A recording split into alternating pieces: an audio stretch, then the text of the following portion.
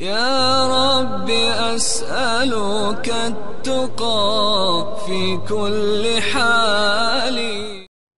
وأشهد أن محمدًا عبده ورسوله.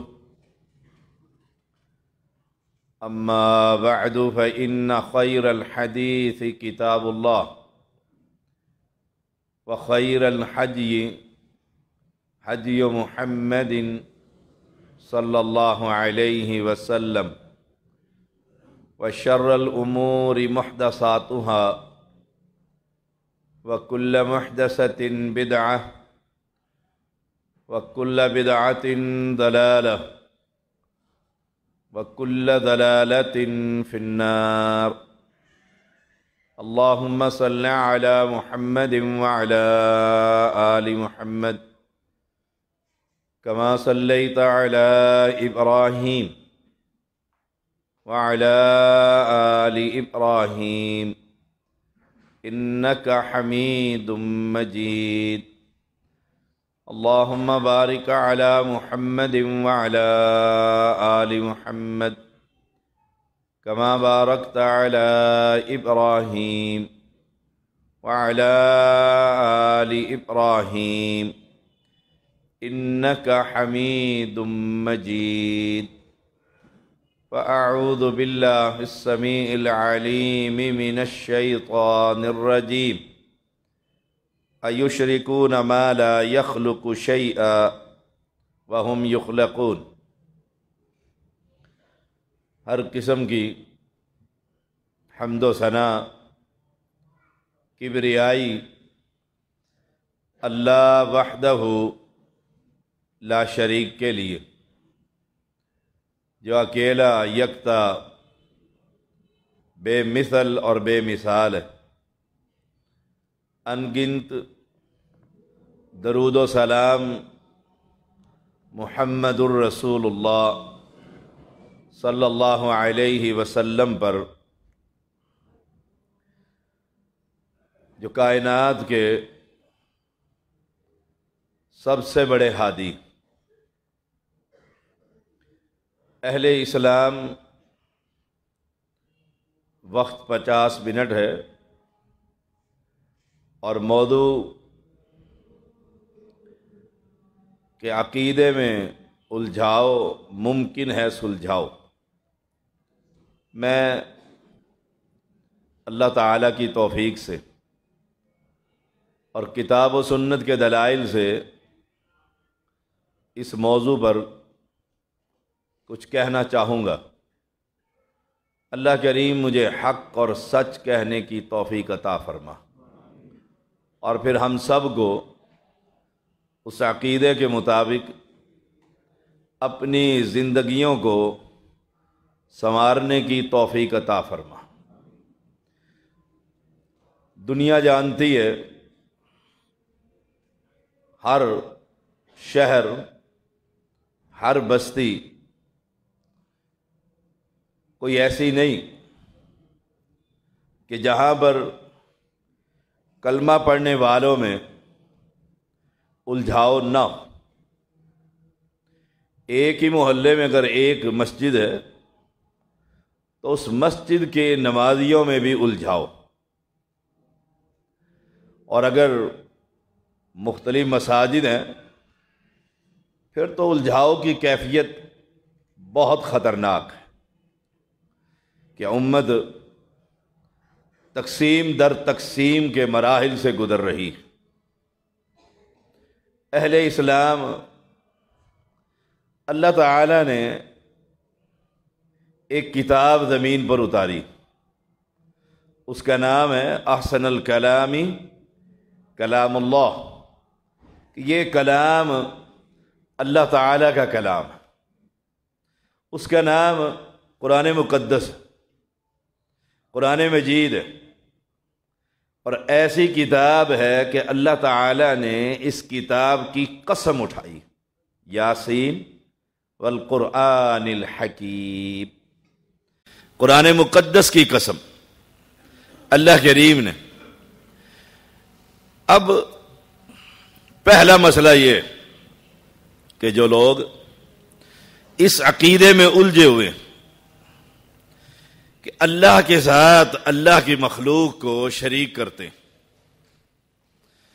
اور وہ محبت میں، پیار میں بزرگوں کے ساتھ انس ہے، اور وہ سمجھتے یہ ہیں کہ یہ اللہ کے معاملات میں کچھ نہ کچھ کر سکتے ہیں۔ تو قرآن مجید سماعت فرمائیے، اَيُشْرِكُونَ مَا لَا يَخْلُقُ شَيْئًا، جن لوگوں نے اللہ کے ساتھ غیروں کو شریک کیا، پہلا سوال یہ ہے لا يخلق شیئا، انہوں نے دنیا میں کسی چیز کی کوئی تخلیق نہیں کی۔ یاد رکھیے گا، یہ سب سے بڑا عقیدہ، یہ الجھاؤ اتنا گہرا ہے کہ اللہ کے یہ بندے زندہ حی و قیوم کو چھوڑ کر اسی کی مخلوق جنہوں نے محنتیں اور مشقتیں اور ریاستیں اور مجاہدے کیے، ان کے در پر کھڑے ہو کر ان سے کہتی ہے کہ اللہ سے ہمارا یہ مسئلہ حل کروا دیں، اور اللہ کریم قرآن مجید کے اندر اعلان کرتا ہے لا يخلق شیئا۔ علماء جانتے ہیں شیئا عربی میں ان ذرات کو کہتے ہیں جو کھڑکی میں سے دھوپ آ رہی ہو، کرن جسے کہتے ہیں، اور اس کو غور سے دیکھا جائے تو اس میں اڑتے ہوئے ذرات نظر آتے ہیں، اور اگر آپ اور میں جا کر ایسے ہاتھ سے انہیں پکڑ کر دیکھنا چاہیں تو وہ ہاتھ میں نہیں آتے۔ اللہ کا اعلان یہ لا يخلق شیئا، انہوں نے ایک ذرہ بھی پیدا نہیں کیا۔ جب یہ خالق نہیں تو اللہ کے شریک نہیں ہو سکتے۔ خالق دنیا میں کتنے ہیں؟ ایک ہے۔ دلیل کیا ہے؟ اور میں کوشش کروں گا، میں اس بات کی قطعاً اجازت نہیں دیتا کہیں بھی، پاکستان ہو یا دیار غیر ہو، کہ گفتگو میں کروں اور دلیل وہاں کا مقامی کوئی خطیب دے، نہیں، جو میں کہہ رہا ہوں میں ذمہ دار ہوں۔ خالق کون ہے؟ اللہ۔ دلیل کیا ہے؟ اللہ خالق کل شیء، اللہ ہر شے کا خالق ہے، کل شیء، وہ جمادات، وہ نباتات، وہ حیوانات، وہ آسمان، وہ زمینیں، وہ جو شے آپ کو نظر آتی ہے، یاد رکھیے گا جب کہا جائے گا اس کو کس نے پیدا کیے تو ہر بندہ یہی کہے گا کہ پیدا کرنے والا اللہ۔ تو جن کو ہم اللہ کا شریک کرا دیتے ہیں، جا کر اس کے در پر کھڑے ہو کر اس کی شراکت رب کے ساتھ کرنا چاہتے ہیں، تو یاد رکھیے گا پہلا سوال مالک کا یہ ہے کیوں گئے ہو؟ کہ جی یہ بزرگ ہیں تو بزرگوں کون نہیں مانتا، یہ سید ہیں تو سادات کا کس نے انکار کیا، یہ ولی ہے تو ان کی ولایت کا کس نے انکار کیا؟ جس کے در پر جا رہے ہو اس کی پہلی صفت مالک کریم یہ کہتا ہے اسے خالق ہونا چاہیے، اور تم یہ بتلاؤ جس کے در پر گئے ہو رب کا اعلان یہ ہے لا يخلق شیئا، اس نے ایک ذرہ بھی پیدا نہیں کیا۔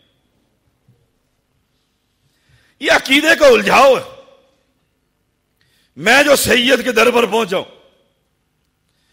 تو پہلا سوال مجھ سے آپ یہ کر سکتے ہیں، میں جو رب کے در پر پہنچاؤں آپ مجھ سے پوچھ سکتے اس سے کیوں مانگتے ہو، اس کے در پر کیوں آئے ہو، اس سے سوال کیوں کر رہے ہو، اس کے سامنے التجائیں کیوں رکھ رہے ہو، بلک بلک کر اس کے در پر کیوں رو رہے ہو؟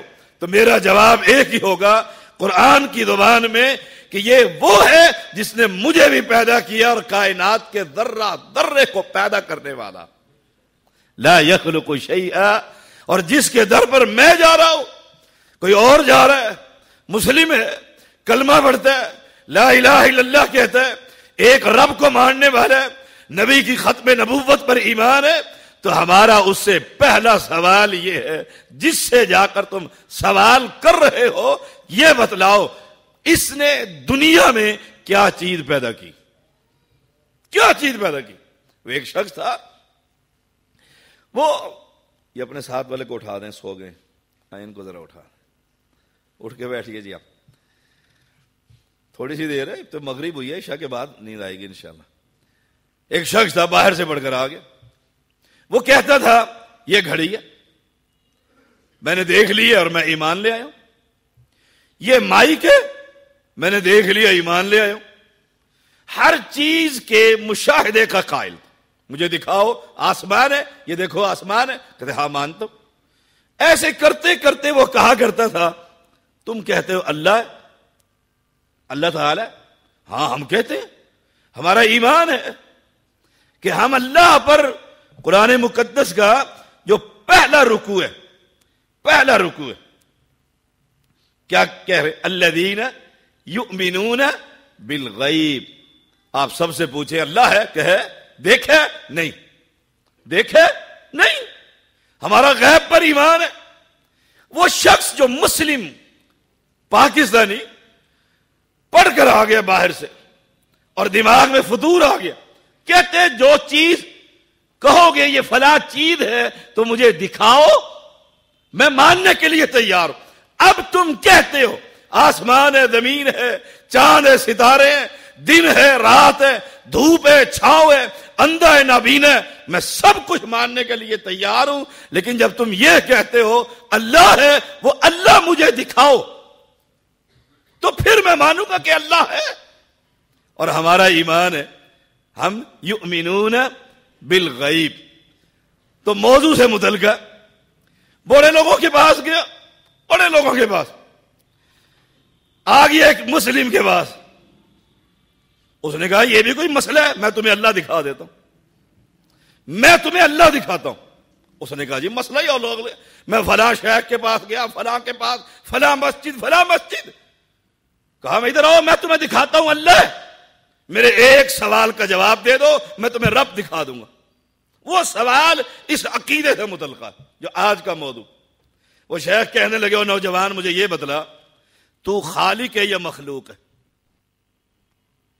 تو خالق ہے یا مخلوق ہے؟ سوچ کے کہتا ہے میں نے اللہ دیکھ لیا۔ اللہ اکبر، میں نے اللہ دیکھ لیا۔ شیخ نے اس کا بازو پکڑ لیا، کہا نہیں تو نے دنیا کو خراب کر دیا۔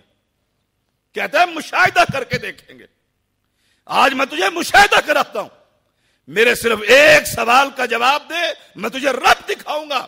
تو یہ بتلا تو خالق ہے یا مخلوق ہے؟ فوراً کہنے لگا تھوڑی دیر کے بعد کہ میں نے رب کا مشاہدہ کر لیا۔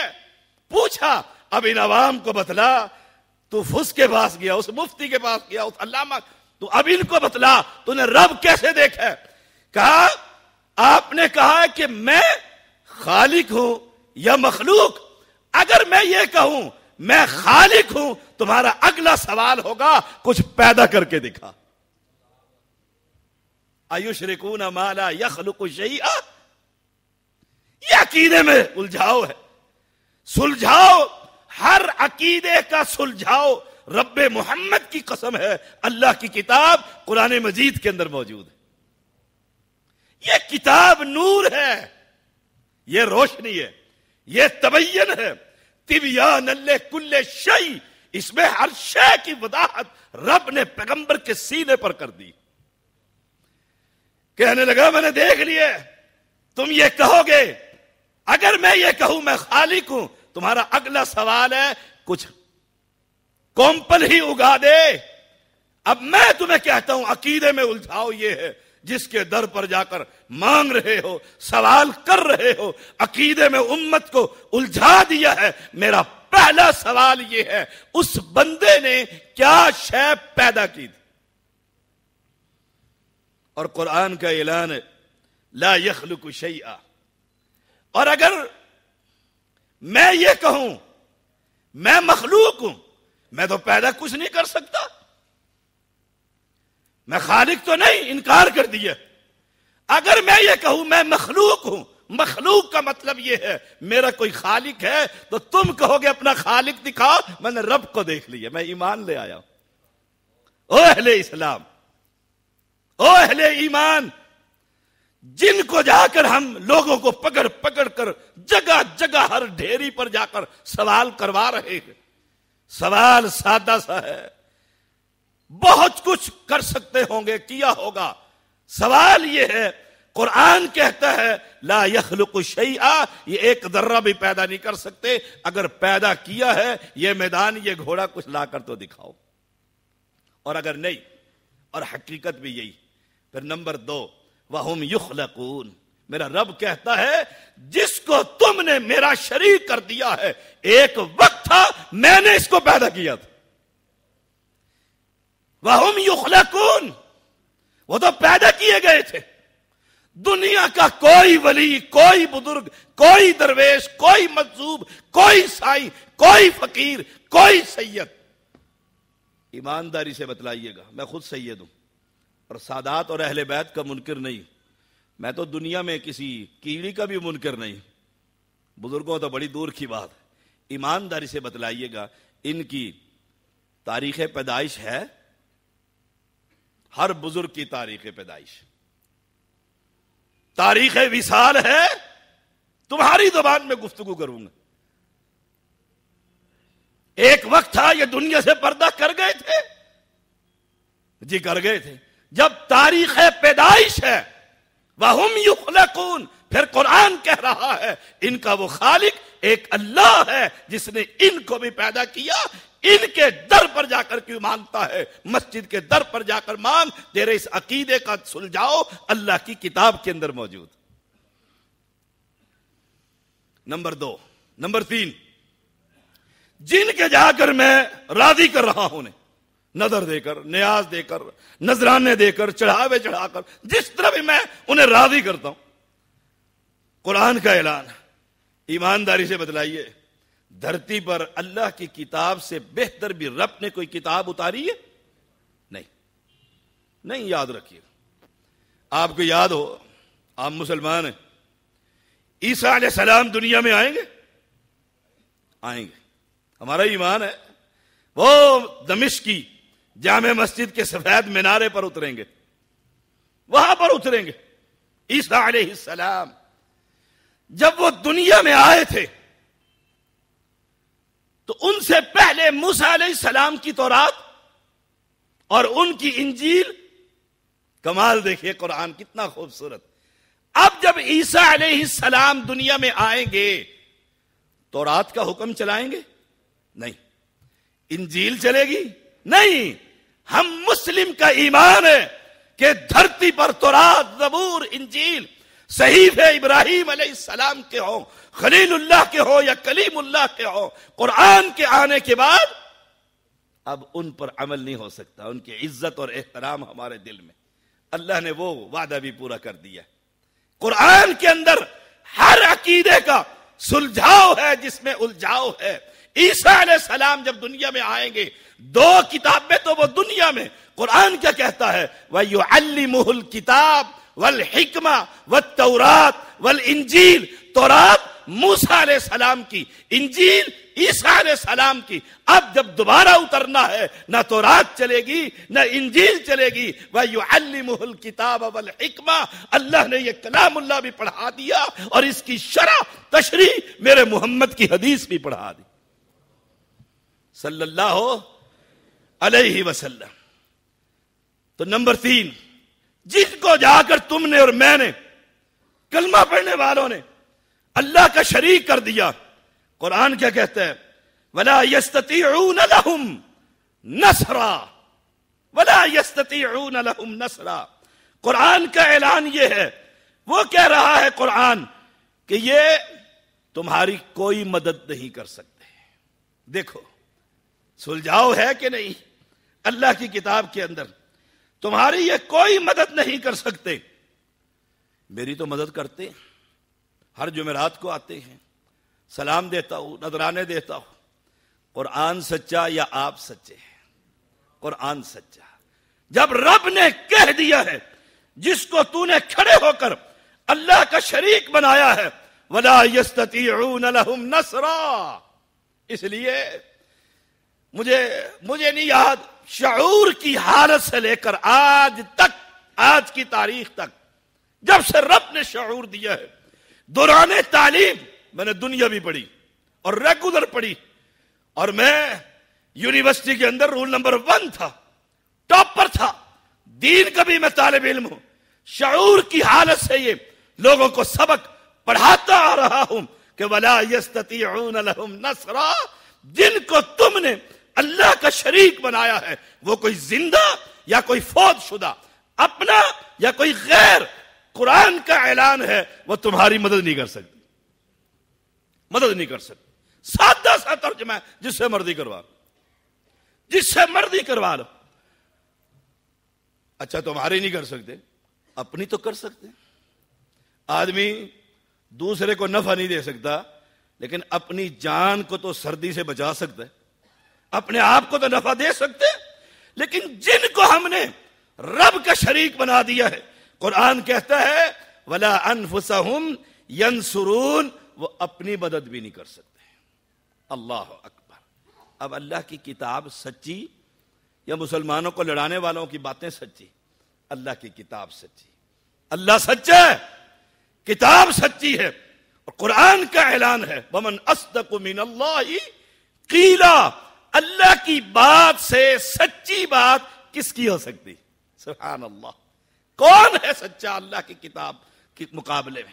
اللہ سچا ہے، جبریل امین لانے والے سچے ہیں، سچوں کا سچا محمد رسول اللہ صلی اللہ علیہ وسلم ہے، جنہوں نے یہ کلام اللہ امت تک پہنچا دیا. کہ یاد رکھنا، الجھاؤ ہوگا، ٹکراؤ ہوگا، یہ دعوت چلے گی، اللہ کے مقابلے میں اس کے شریک بنا دیے جائیں گے، رب کے ساجی بنا دیے جائیں گے. لیکن یاد رکھنا، میں تمہارا پیغمبر تمہیں سبق پڑھا کر جا رہا ہوں، وہ تمہاری تو کیا مدد کرنی، وہ اپنی مدد کے قابل بھی نہ ہوں گے. وَلَا يَسْتَطِيعُونَ لَهُمْ نَصْرًا وَلَا أَنفُسَهُمْ يَنصُرُونَ. آئیے دیکھیے اس کی تشریح. وَلَا أَنفُسَهُمْ، اپنی مدد نہیں کر سکتے، ہماری تو کیا کر. قرآن مجید کا ایک اور مقام سن لیجیے. فرمایا أَلَهُمْ أَرْجُلٌ يَمْشُونَ بِهَا. قرآن ہے سادہ. گھر میں جائیے، تاج کمپنی والا قرآن نکال لیجیے اور ترجمے میں دیکھیے.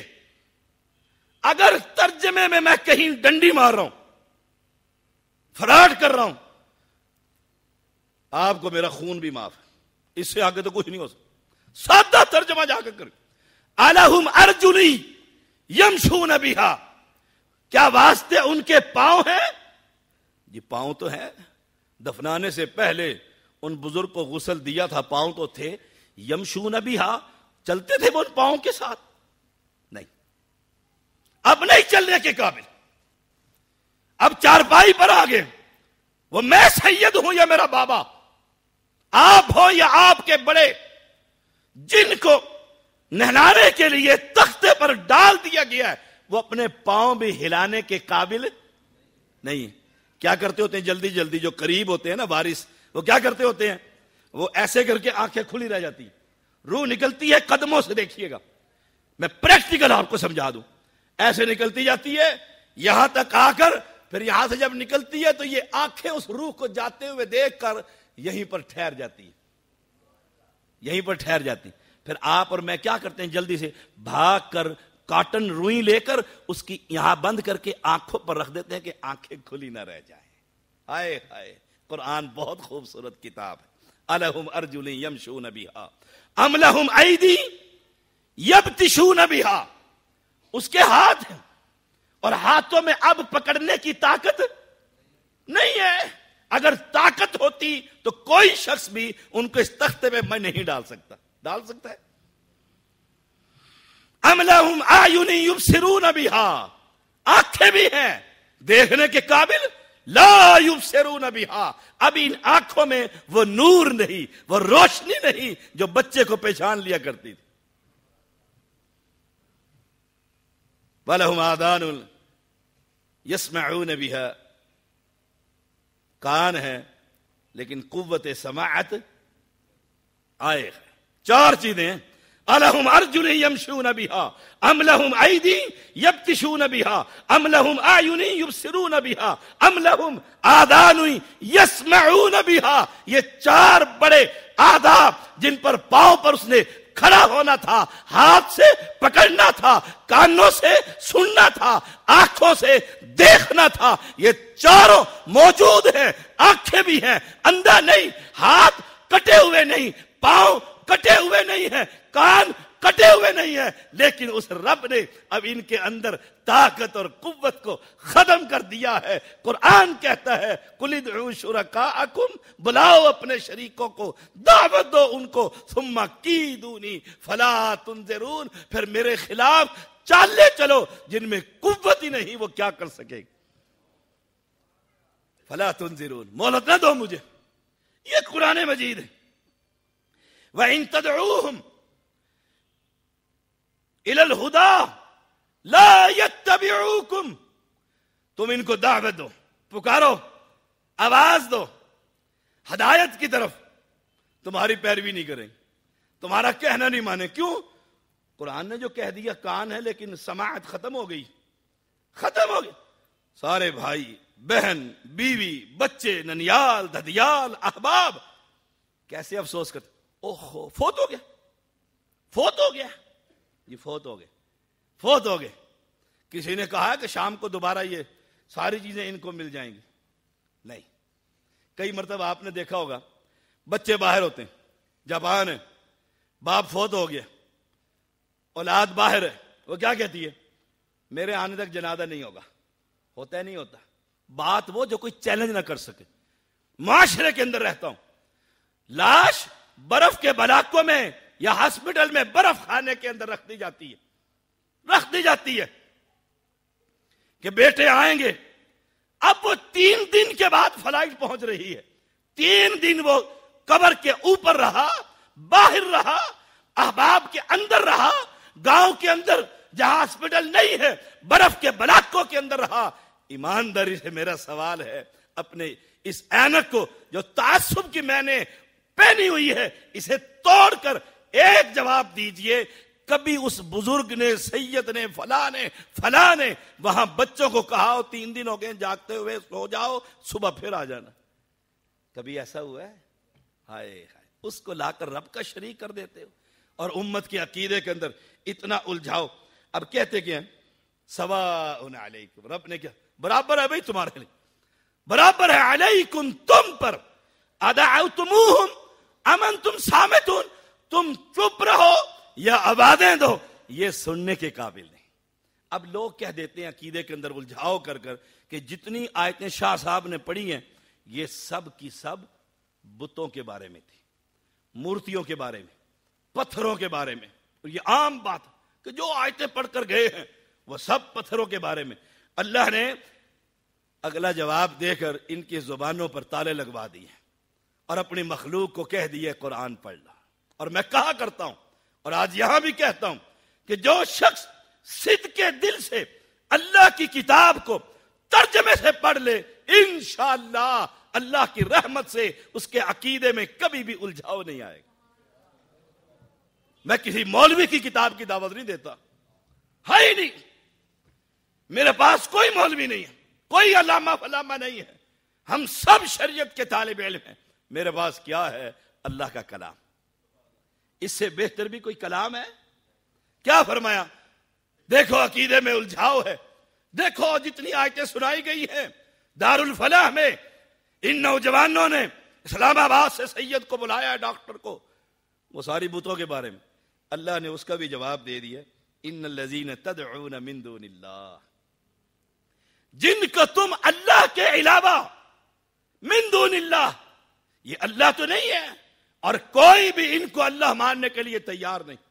हमारे मुसलमान नहीं, अल्लाह नहीं कहते, तदऊना पुकारते हैं, आवाजें लगाते हैं, अपनी इल्तिजाएं रखते हैं, अपने घर वालों की इल्तिजाएं रखते हैं, मिन दूनिल्लाह, अल्लाह के अलावा जिनको भी तुम पुकारते हो। कुरान क्या कहता है? इबादुन अमसालुकुम, तुम्हारी तरह के बंदे। बुत रह गए? बुत बंदे होते हैं?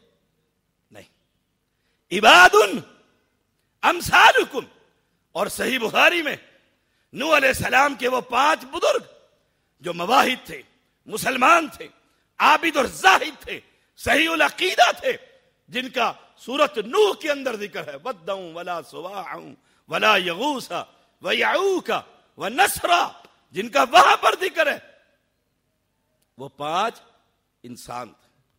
ان کی تصویریں بنا کر، مورتیاں بنا کر قوم نے مختلف جگہوں پر رکھ کر ان کو اللہ کا شریک بنا دیا تھا۔ نیک بندے تھے۔ پہلی جو نسل آئی، صحیح بخاری میں آتا ہے، انہوں نے کہا اس لیے بنایا کہ ان کو دیکھ کر یاد رہے گا کہ 12 سنتیں پڑھنی ہیں دن میں۔ یہ 12 سنتیں باقاعدگی سے پڑھتے تھے، ان کو دیکھ کر یاد آئے گا ہر سال حج کرنے، یہ بڑا حاجی تھے۔ ان کو دیکھ کر پہلا لوگ ایسے ہی کرتے دیکھا اور یاد رکھا، بڑے نیک آدمی تھے، ہمیں بھی نیک ہونا چاہیے۔ وہ فوت ہو گئے، اگلی نسل جوان ہوئی، ابلیس نے کہا انہی سے مانگتے تھے، تمہارے ابا انہی کے سامنے جھکتے تھے۔ وہ عباد امثالکم، تمہاری طرح کے بندے ہیں۔ مورتیوں کی جڑ ہی کٹ گئی۔ اور یاد رکھو، میں آ رہا تھا اور دیکھ رہا تھا جگہ جگہ پر اللہ کے شریک کلمہ پڑھنے والوں نے بنا رکھے ہیں۔ سادہ سا سوال ہے، جو دفن کیے ہوئے ہیں، قبروں کے اندر مدفون ہیں، وہ بندے ہیں یا کوئی مورتیاں دفن کی؟ انسان، بزرگ، نیک ہستیاں۔ اب ان کو جب تم شریک اللہ کا کرو گے تو یاد رکھو، قرآن کہتا ہے عباد امثالکم فادعوہم، پکارو ان کو، پکارو ان کو، قرآن کہتا ہے یہ تو ہے بندے تمہاری طرح کے۔ اب جب تم نے کھڑے ہو کر آواز لگائی ہے، نام لے کر پکارا ہے، یا سید کہہ کر پکارا ہے، جیسے میں کہوں اس مجلس کے اندر عرفان، عرفان میری طرف متوجہ ہو، اور میں منہ دوسری طرف کر لوں، پھر میں آواز لگاؤں، پھر میں ادھر منہ کر لوں، تو آخر اسے کیا کہ فَلْيَسْتَجِيبُوا لَكُمْ، بس چاہیے کہ وہ تمہیں جواب دے۔ ہاں بھائی، مجھے کیوں آواز دیتے، کیا کام ہے؟ آپ سڑک پر جائیے اور آپ کے آگے ایک بزرگ جا رہے ہیں، آپ انہیں کہیں بابا جی، اور بابا جی پلٹ کر پیچھے دیکھیں اور آپ سر نیچے کر لیں، پھر وہ آگے کو چلیں، پیچھے سے پھر آواز دے دیں، آخر وہ کہے گا نوجوان کیا بات ہے، کیا بات۔ اور تیسری مثال، آپ ایک شخص کو بلائیں، آواز دیں ادھر آؤ موسیٰ، وہ آ جائے اور آپ چپ کر کے کھڑے ہو جائیں، چپ کر کے کھڑے ہو جائیں، اسے کوئی کام ہی نہ کہے، سبحان اللہ، اسے کوئی کام ہی نہ کہے۔ قرآن کیا کہتا ہے؟ اگر یہ عقیدہ الجھاؤ اس میں کہ یہ کام کر سکتے ہیں، تو اللہ نے پہلی آیت میں کہہ دیا لا یخلق شیئا، یہ کچھ نہیں کر سکتے۔ اللہ نے دوسری آیت میں کہہ دیا ہے وَلَا يَسْتَطِيعُونَ لَهُمْ نَصْرًا، اگر اس لیے آواز دی ہے مشکل میں میری یہ مدد کرے، میرا مقدمہ لگا ہوا ہے، قرآن کہتا ہے تیری مدد نہیں کر سکتے۔ اللہ اکبر۔ اب جب آواز دے ہی دی ہے تو قرآن کہتا ہے فَلْيَسْتَجِيبُوا لَكُمْ إِن كُنتُمْ صَادِقِينَ، بس چاہیے کہ وہ تمہیں جواب دے۔ اب ایمانداری سے سوچئے گا، تنہائی میں بیٹھ کر، اکیلے بیٹھ کر سوچئے گا، اکیلے بیٹھ کر سوچئے گا، کبھی کسی نے جواب دیا قبر کے اندر سے؟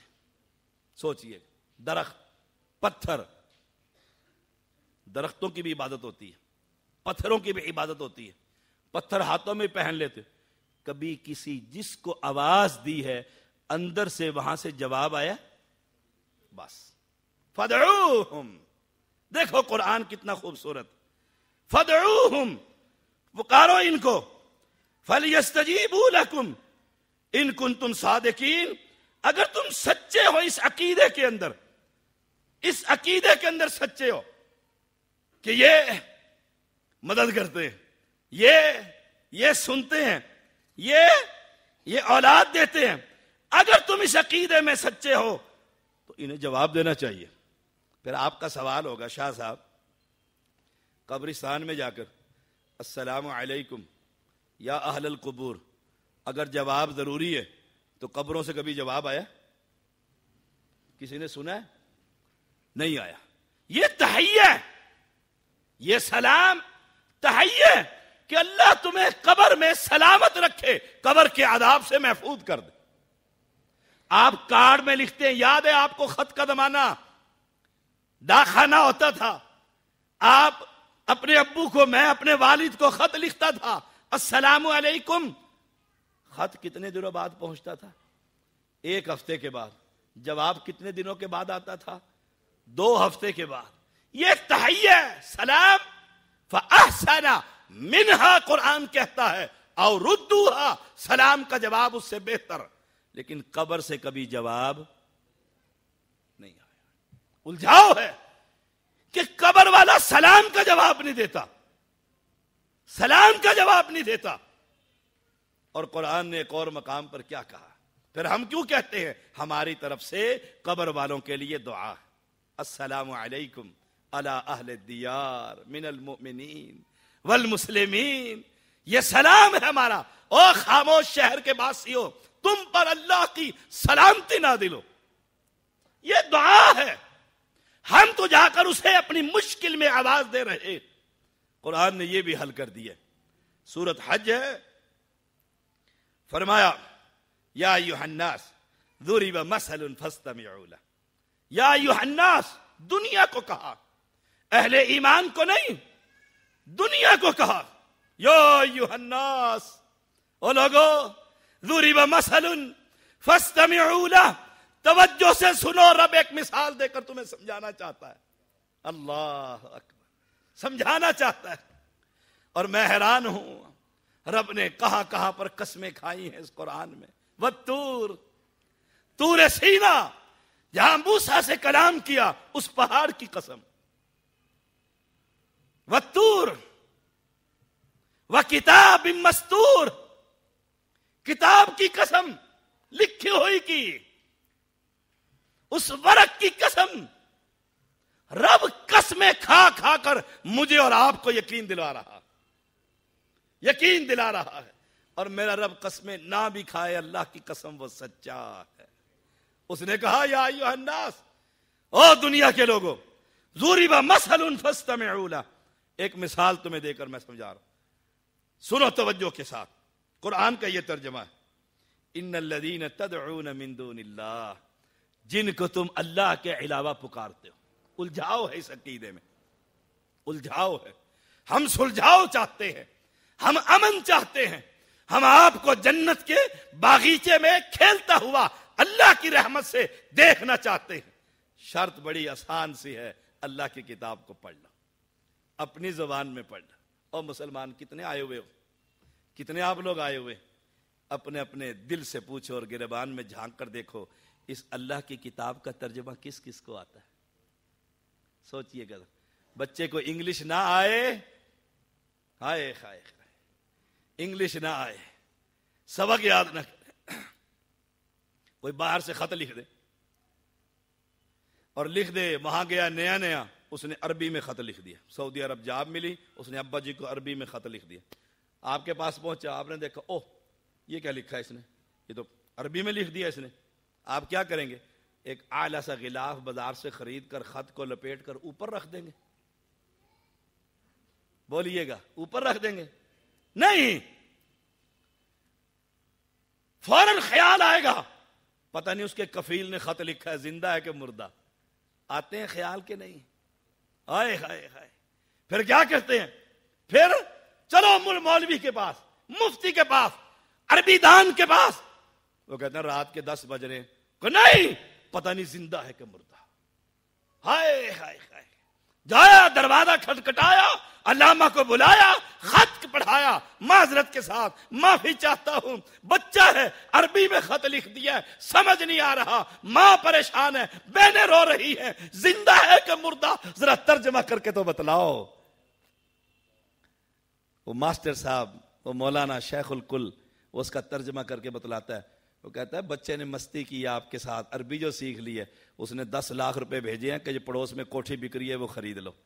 اب یہ خوش ہو کر آ رہا ہے، آتے ہیں، مٹھائی کا ڈبہ ساتھ ہے، ماں زارو کتار رو رہی ہے، کہا رو مت، زندہ ہے، مبارکہ کوٹھی خریدیں گے، 10 لاکھ بینک میں آ گئے ہیں، مستی کی ہے، عربی میں لکھ دیا ہے، مجھے بتلا او مسلمان، تو نے اس قرآن کو بیٹے کے خط سے بھی زیادہ اہمیت نہیں دی، اس کا ترجمہ تو راتوں رات کراتا رہا، جس قرآن کو محمد نے پتھر کھا کر زخمی ہو کر ایڑیاں لہو لعان کروا کر مجھ تک اور تجھ تک پہنچایا، ہمارا اتنا بھی حق نہیں بنتا کہ ہم اس قرآن کو ترجمے سے پڑھ لیں۔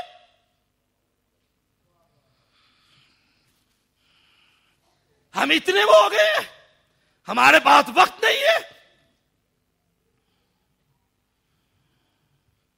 اسی لیے الجھاؤ ہے کہ ترجمہ نہیں آتا، ورنہ قرآن کہتے ہیں جن کو تم اللہ کے علاوہ پکارتے ہو لن یخلقوا ذبابا، وہ ایک مکھی بھی پیدا نہیں کر سکتے۔ اب ایمانداری سے بتائیے مکھی کتنی بڑی ہوتی ہے؟ اتنی سی مکھی ہوتی ہے، مکھی بھی پیدا نہیں کر سکتے، وہ کسی کو 10 پاؤنڈ کا بچہ دے سکتے ہیں؟ الجھاؤ سلجھاؤ کتاب کر رہی ہے، کہاں مکھی کی پیدائش تو بہت دور ہے، وَلَوِ اجْتَمَعُوا لَهُ، اگرچہ سارے ہی سید جمع ہو جائیں، سب کو جمع کر لو، جتنے بھی ہیں اللہ کے علاوہ جن کو تم آواز دیتے ہو، دنیا کے کسی کونے پر بھی وہی پہلی بات جو میں نے کی تھی، لا یخلق شیئا، ایک مکھی رب کہتا ہے نہیں پیدا کر سکتے۔ وَإِن يَسْلُبْهُمُ الذُّبَابُ، مکھی آئی ہے اور سید کے کھانے کے اوپر سے اپنے منہ میں اس نے ایک ذرہ اٹھا لیا۔ کتنا بڑا منہ ہوتا ہے مکھی کا، کتنا بڑا سائز ہے اس کا، کتنا بڑا دانہ اس نے اٹھایا ہے۔ وَإِن يَسْلُبْهُمُ الذُّبَابُ شَيْئًا لا يستنقذوه من، یہ سارے سادات مل کر اس مکھی سے ایک ذرہ واپس لا سکتے۔ پھر عقل پر ماتم نہ کروں ان کلمہ پڑھنے والوں کو جو حی و قیوم کو چھوڑ کر اس کے پاس جاتا ہے جو خود مخلوق ہے۔ قرآن نے جڑ کاٹ کر رکھ دی، فرمایا ضعف الطالب والمطلوب، مانگنے والا بھی بودا، دینے والا جسے مانگا جا رہا ہے وہ بھی کمزور۔ او اہل اسلام، آسان سا نسخہ ہے، ان سے ہٹیے، ان سے ہٹیے، قرآن مجید ترجمے والا لیجیے اور گھر میں بیٹھ کر روزانہ اس کو اس طرح پڑھیے جیسے پڑھنے کا حق ہے۔ ہم پڑھتے ہیں، آ رہا ہے رمضان المبارک، اللہ ہم سب کو نصیب فرمائے، آ رہا ہے، ہم کریں گے مقابلہ۔ کتنے قرآن پڑھے؟ وہ کہے گا میں نے 10 پڑھے، اس نے کہا میں نے 15 پڑھے۔ کیسے پڑھے؟ یعلمون تعلمون کا ہی نہیں پتہ لگتا تھا۔ آ رہے ہیں رمضانی حافظ، شالی مار کی طرح قرآن سنائیں گے آپ کو، ایسے تراویاں پڑھائیں گے بجلی کی طرح۔ کیا کہہ رہا ہے؟ نہ کہنے والے کو پتا، نہ سننے والے کو پتا۔ او اہل اسلام، آج وعدہ تو کیجئے کہ گھروں میں جا کر ہم ایک ورقہ نہیں کہتا، ایک صفحہ ہی پڑھیں گے، لیکن اس صفحے کو اپنی زبان میں بھی پڑھیں گے۔ رب کیا کہتا ہے؟ وعدہ کرتے ہیں؟ اللہ آپ کو استقامت نصیب فرمائے۔ جب انشاءاللہ امت کی یہ حالت ہو جائے گی کہ ہم اللہ کی کتاب کو پڑھنا شروع کر دیں گے تو یقین جانیے ساری امت ایک پلیٹ فارم پر جمع ہو جائے گی۔ کیوں؟ اللہ ایک، بولیے اللہ ایک، امام الانبیاء ایک، بیت اللہ ایک، مسجد نبوی ایک، اسلام ایک، قرآن ایک۔ پھر یہ کیسے ممکن ہے کہ امت میں الجھاؤ ہی الجھاؤ رہے؟ اگر جب ہم سب ایک ماننے والے بن جائیں گے اور اس کو اپنی زبان میں پڑھیں گے، انشاءاللہ سلجھاؤ ہو جائے گا۔ جو میں نے کہا، جو آپ نے سنا، اللہ ہمارے لیے ذخیرہ آخرت بنائے۔ وآخر دعوانا ان الحمدللہ رب العالمین۔ جزاکم اللہ خیر۔ بھائی تشریف رکھیں، مختصر سوال و جواب کی نشست ہوگی اور اس کے بعد انشاءاللہ خصوصی بیماروں کے لیے دعا ہوگی۔ تو جو بھائی سوال کرنا چاہتے ہیں وہ آگے سوال بھیج دیں۔ کچھ سوال ہم تک موصول ہوئے ہیں تو وہ انشاءاللہ آپ کے سامنے پیش کیے جاتے ہیں۔ السلام علیکم ورحمۃ اللہ وبرکاتہ۔ یہ پہلا سوال ہے، شیخ محترم، عقیدہ وحدت الوجود اور عقیدہ وحدت الشہود کیا ہے؟ اس کی وضاحت فرما دیں اور ساتھ مجدد الفسانی ان کے متعلق بھی تفصیل سے بتا دیں۔ یاد رکھیے گا، جو بزرگ فوت ہو چکے ہیں، تلک امت قد خلت لہا ما کسبت ولکم ما کسبتم ولا تسألون عما كانوا يعملون. جو فوت ہو چکے ہیں وہ ایک امت ہے گزر گئی. جو بھی فوت ہو گیا صحیح عقیدہ لوگوں کو اللہ ان کی قبروں کو جنت کا باغیچہ بنا دے. سوال یہ ہے عقیدہ وحدت الوجود اور وحدت الشہود، یہ ایک ہی عقیدے کے دو نام ہیں تھوڑی سی ترمیم کے ساتھ. وحدت الوجود کا مطلب یہ ہے کہ کائنات میں جتنے وجود ہیں اصل میں وہ اللہ کا وجود ہے. اللہ کا وجود ہے، ایک وجود ہے. اس لیے ان لوگوں نے یہ باتیں لکھی ہیں کہ ہم جیسے نماز میں کہتے ہیں سبحان ربی العالی سبحان ربی العظیم، اللہ تو بہت بلند ہے، تو انہوں نے بھی لکھا ہے جو اپنے آپ کو اللہ کے اندر شامل کرتے ہیں، فنا فی اللہ کا عقیدہ، حلول کا عقیدہ، انہوں نے لکھا ہے سبحانی مع اعظم شانی. اگر اللہ بلند ہے تو میں بھی بلند ہوں، اگر اللہ پاک ہے تو میں بھی پاک ہوں. وحدت الشہود ہر شے اللہ کے وجود کی گواہی دے رہی. اگر یہیں تک مان لیا جائے کہ آسمان کو دیکھ کر ہمیں خالق یاد آ جاتا ہے یہ تو ٹھیک ہے، لیکن اس کے اندر اللہ شامل ہو جائے تو یہ ہما اوس کا فارسی میں کہا جاتا ہے یہ عقیدہ، اور یہ کفر کا عقیدہ ہے. مسلمان کا یہ عقیدہ کبھی نہیں ہو سکتا. جی اگلا سوال. جی شیخ دوسرا سوال ہے کہ کیا کسی بد عقیدہ شخص سے دم کروایا جا سکتا ہے؟ ہاں، کسی بد عقیدہ آدمی سے میں بیمار ہوں اور وہ دم کرتا ہے، اس سے دم کروایا جا سکتا ہے، لیکن اسے کہے گا کہ اونچا پڑھو. جو دم کر رہے ہو مجھ پر اسے اونچی زبان میں کہو. اس لیے عرب کے اندر یاد رکھیے گا دم کرنے والے کو باقاعدہ لیٹر گورنمنٹ جاری کرتی ہے، اسلامک منسٹری. وہاں اسلام کے نام پر باقاعدہ منسٹری ہے، جیسے آپ کی فارن منسٹری فلاں، ایسے وہاں پر اسلامک منسٹری جس کے تحت مساجد، علماء، ان سب کو تنخواہیں، وہ گورنمنٹ کا نظام. جو کوئی دم کرنے کے قابل ہو جاتا ہے اسے باقاعدہ گورنمنٹ لیٹر جاری کرتی ہے کہ یہ دم کر سکتا ہے، اور پھر وہ اس سپیکر کے اندر اونچی آواز میں دم کرتا ہے. آہستہ نہیں پڑھ سکتا. کیوں؟ پتہ نہیں آہستہ کیا پڑھ رہا ہے. جو بد عقیدہ شخص ہے، عیسائی ہے، یہودی ہے، کوئی مشرک ہے، کوئی قبر پرست ہے، وہ کوئی دم کر رہا ہے، ہمیں کیا پتا وہ کیا پڑھ رہا ہے، اندر ہی اندر پڑھ رہا ہے. اسے کہو اونچا پڑھ. اگر وہ پڑھے اللہ کی کتاب الحمدللہ رب العالمین سورہ فاتحہ، یہ شفا ہے، وہ پڑھ رہا ہے، دم کروا لیں. اگر وہ غیر اللہ کو پکار رہے، کسی بزرگ کو، کسی فوت شدہ کو، کسی زندہ سے، کسی شیطان سے، کسی ابلیس سے مدد مانگ رہے، تو وہ اسے کبھی بھی دم نہیں کروایا جا سکتا. کیوں؟ وہ شرک کر رہا ہے، اور مشرک سے اللہ پیار نہیں کرتا، مشرک سے نفرت کرتا ہے. نفرت والا بندہ، اللہ کا دشمن جب دم کرے گا بیماری کم ہوگی یا زیادہ ہو جائے گی؟ جی نیکسٹ. شیخ اسی سے متعلقہ دوسرا سوال ہے کہ کیا دوسرے شہر میں بیٹھے شخص سے فون پہ دم کروایا جا سکتا ہے؟ ہاں، آج کل یہ کچھ راکی، اسے دم کرنے والے کہتے ہیں راکی، وہ فون پر دم کرتے ہیں. جیسے فون پر آواز آ رہی ہے ایسے فون پر قرآن مجید اگر وہ پڑھ رہا ہے تو اسے دم کروا لیں. یہ ذاتی ان کے عمل ہے. نہ اس دور میں یہ چیزیں تھی، نہ اتنے دور سے لوگ آتے تھے، اور نہ کوئی ایسا مسئلہ تھا. یہاں خود تو پڑھنا نہیں، نہ صبح کے اذکار پڑھنے، نہ شام کے اذکار پڑھنے، نہ واش روم میں جو بیڈ روم میں ساتھ لگائی ہوئی ہے شیطان کا گھر جہاں ہر وقت جنات رہتے ہیں، نہ وہاں جاتے ہوئے دعا پڑھنی. اب کہتے ہیں مجھے خود اگر تکلیف ہو گئی ہے تو مجھے نہ پڑھنا پڑے، فون پر شاہ صاحب دم کر دیں. خود پڑھیے. سب سے پہلی بات رسول اللہ صلی اللہ علیہ وسلم نے فرمایا جس گھر میں سورۃ بقرہ کی تلاوت کی جائے گی 3 دن پڑھنا آپ کا کام ہے، ابلیس کو بھگانا میرے رب کا کام. لیکن پڑھے کون؟ انہوں نے کیا کیا؟ مسجد کے مولوی کہا 2000 روپے دوں گا، آگے گھر میں سورۃ بقرہ پڑھ دیا. وہ بھی آتا ہے ادھر ادھر ماری، اس نے کہا جی پڑھ لیے جاؤ. سبحان اللہ و بحمدہ. خود پڑھیے. لیکن فون پر کچھ لوگ کرتے ہیں، اب جن کو کیا جاتا ہے پتہ نہیں وہ ٹھیک ہوتے ہیں نہیں ہوتے، میں اس کو نہیں جانتا. شیخ اگلا سوال ہے عقیدۃ الولا والبراء کیا ہے؟ ولا البراء، دوستی اور محبت اور دشمنی صرف ایک رب کے لیے.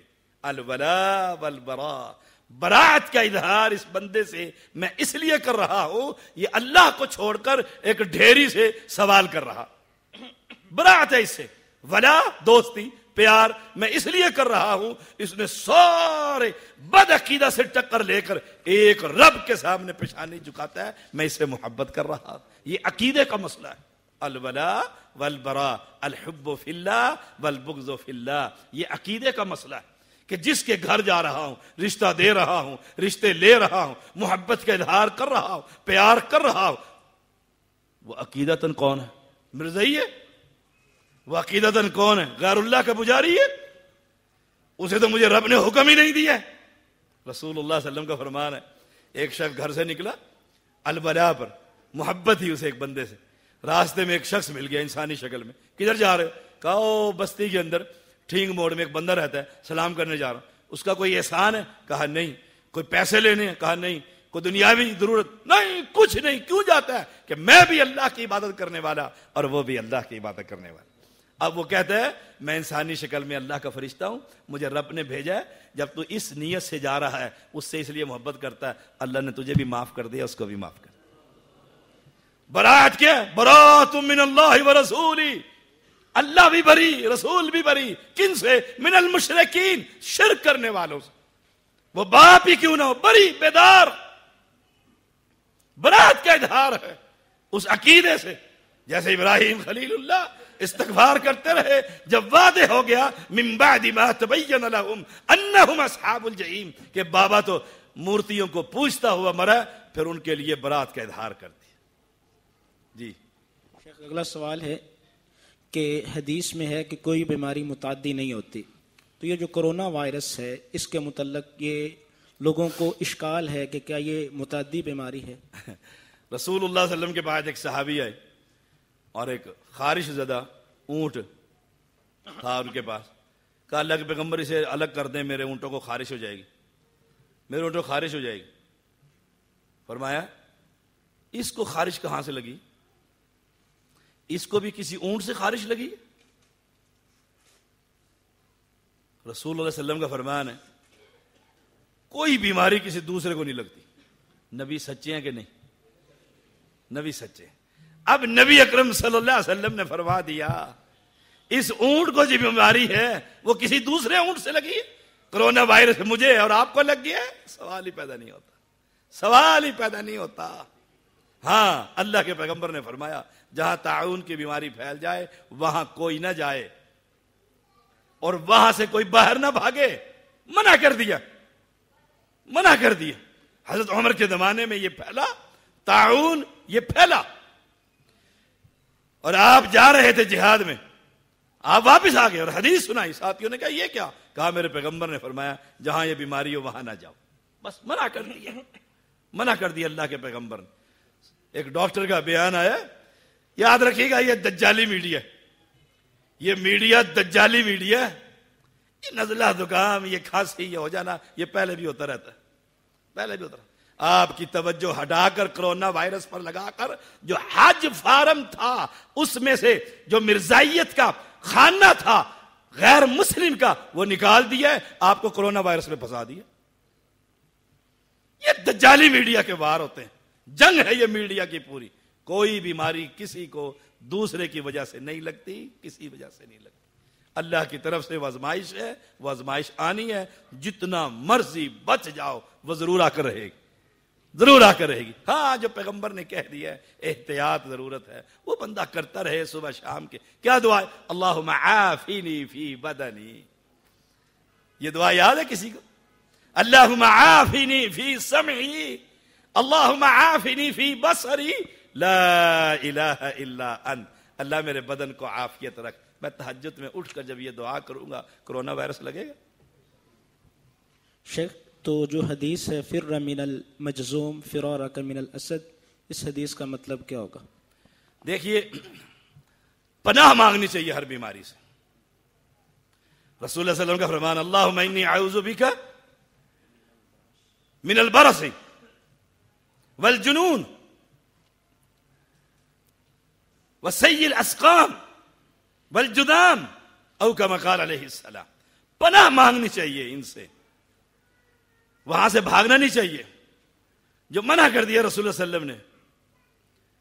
اور جن بیماریوں سے دعا سکھلائی ہے کہ اللہ سے مانگتے رہو، اللہ اس میں انشاءاللہ عافیت ہی رکھے گا. واللہ اعلم.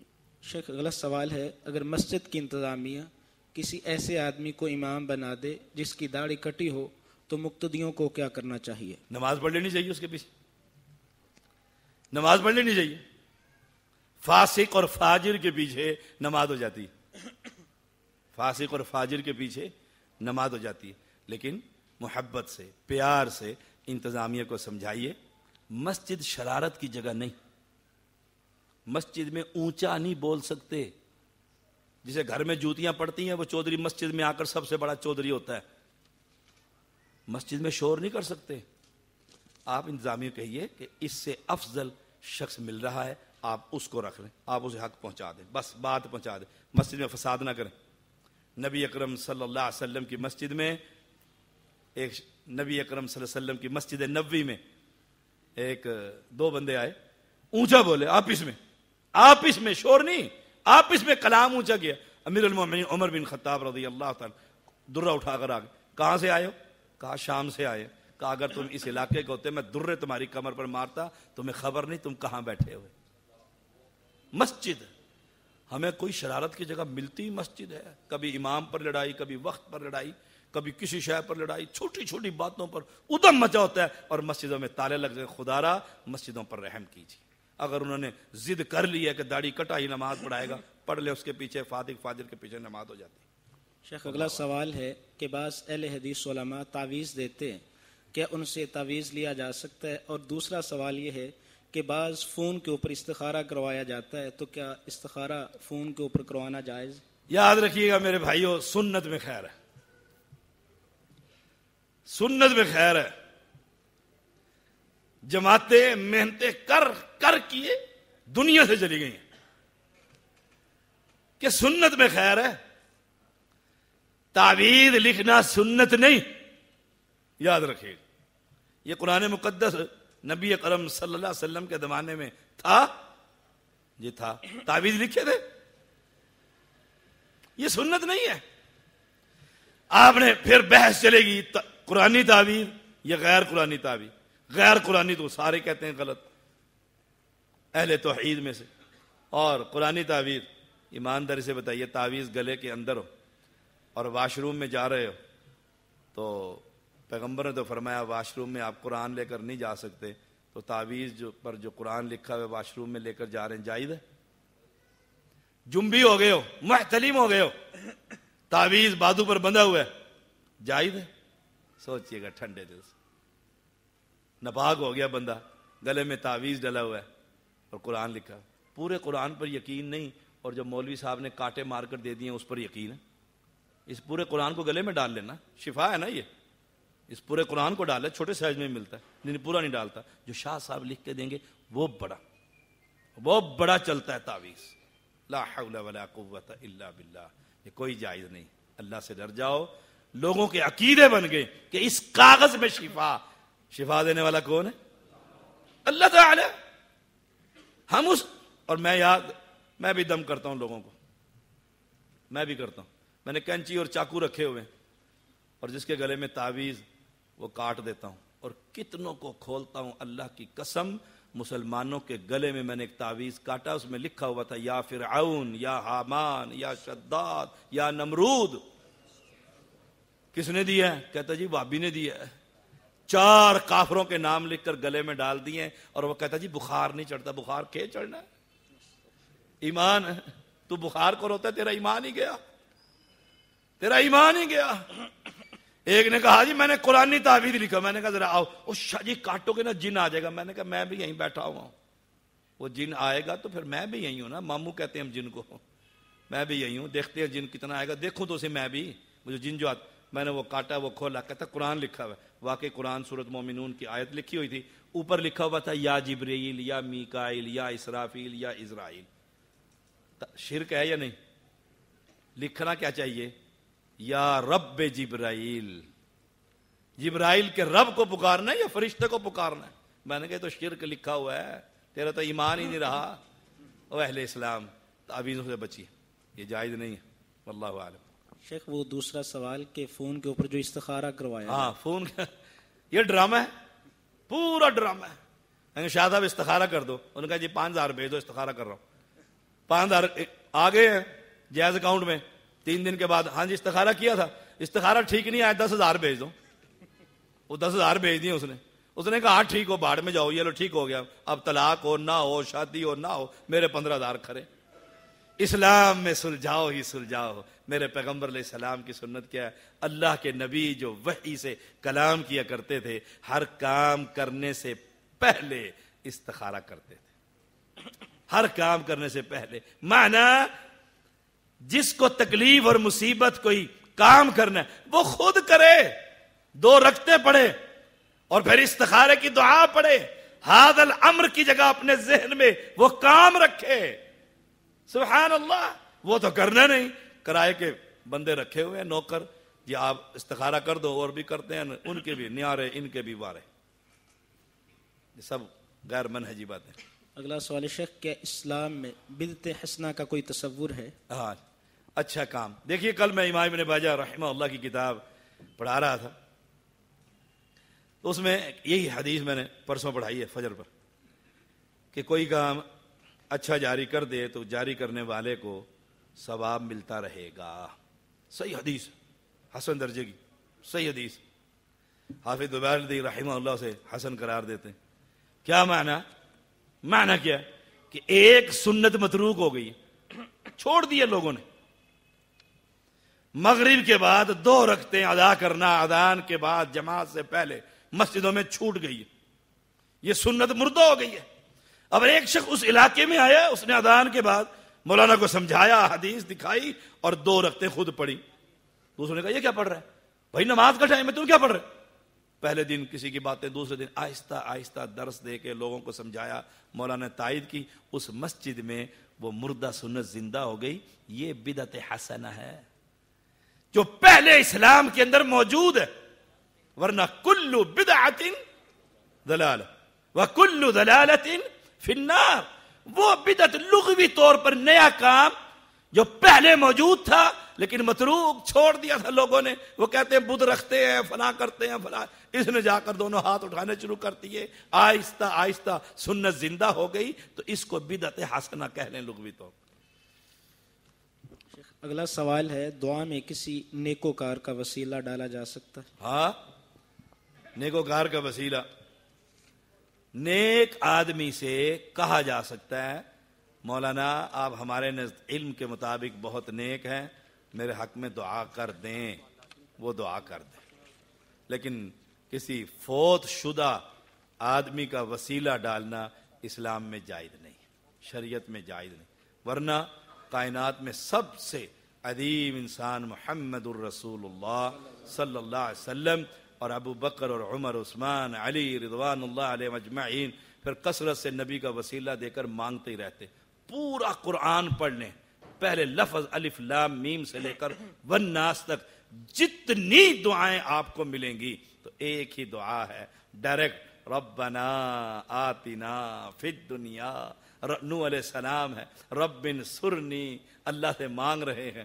قرآن کے اندر دعائیں ہیں, ربنا اننا سمعنا منادیا ینادی للایمان فآمنوا ہر جگہ رب رب رب, بغیر کسی واسطے وسیلے طفیل اور صدقے کے.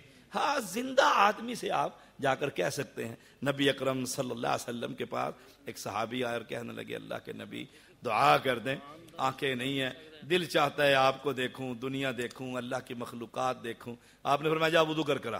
وہ وضو کر کرا, فرمایا 2 رکعتیں پڑھ, اللہ سے دعا کر, میں بھی دعا کرتا ہوں. اس نے 2 رکعتیں شروع کر دی, سجدے میں پڑھ کر اللہ سے بنائی مانگتا رہا. نبی اکرم صلی اللہ علیہ وسلم نے بھی دعا کر دی, سلام پھیرا, ایسے ہو گیا جیسے نابینا کبھی تھا ہی نہیں.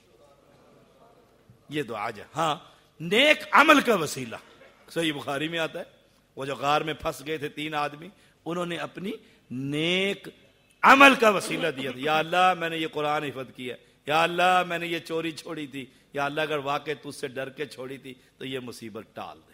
اپنی نیکیاں پیش کیجئے, کسی اور کا وسیلہ. قرآن کہتا ہے ولا تزر وازرۃ وزر اخری, کوئی کسی کا بوجھ نہیں اٹھائے گا. شیخ, قرآن مجید اللہ کا کلام ہے, تو قرآن مجید کا وسیلہ ڈالنا کیسے؟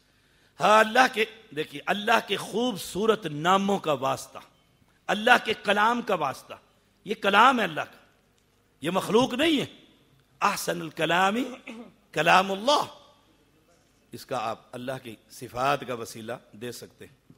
شیخ وہ حافظ ابن کثیر رحمہ اللہ نے اتبی کا واقعہ جو بیان کیا ہے وَلَوْ أَنَّهُمْ إِذْ ظَلَمُوا أَنفُسَهُمْ، وہاں پہ وہ اشعار ہیں رسول اللہ صلی اللہ علیہ وسلم سے وسیلہ ڈالا گیا ہے، اس واقعے کی استنادی حیثیت کیا ہے؟ دیکھیے وسیلے کی جہاں جہاں پر بھی رسول اللہ صلی اللہ علیہ وسلم سے کوئی حدیث بیان کی جاتی ہے، حافظ زبیر الدئی محدث العصر رحمہ اللہ سب کو ضعیف من گھڑت روایتیں بیان کرتے ہیں، سب کی سند پر کلام بیان کرتے ہیں۔ ایک مرتبہ کئی سال پہلے میں اور حافظ صاحب ہم اپنی مسجد میں جمع تھے، اور پھر گجرات میں وسیلے پر ان کا مناظرہ تھا، انہوں نے ساری روایتیں وہاں جمع کر رہے تھے بیٹھے ہوئے، اور ایک بھی روایت کہتے تھے صحیح نہیں۔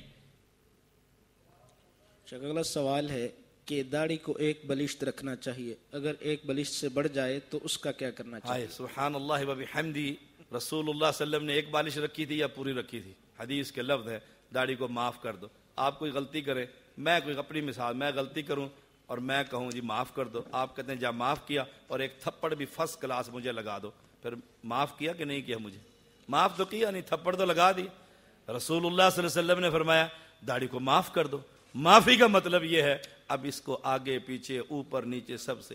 ابو محمد سید بدیع الدین شاہ راشدی رحمہ اللہ کی کتاب داڑھی کا اسلام میں مقام، اور ہمارے محدث حافظ قاری صہیب احمد میر محمدی داڑھی کا مقام، ان کی کتاب اٹھا کر دیکھ لیجئے۔ جتنی لوگ روایتیں بیان کرتے ہیں سب کا جواب بڑا عقلی اور نقلی کہ داڑھی اگر رکھی ہے تو اس کو کہیں سے اوپر سے نیچے سے دائیں سے بائیں سے کاٹا نہیں جا سکتا۔ پچھلے دنوں دارالسلام نے ایک ان کا رسالہ نکلتا ہے، اس میں انہوں نے کچھ دلائل دیے داڑھی کے کاٹنے کے۔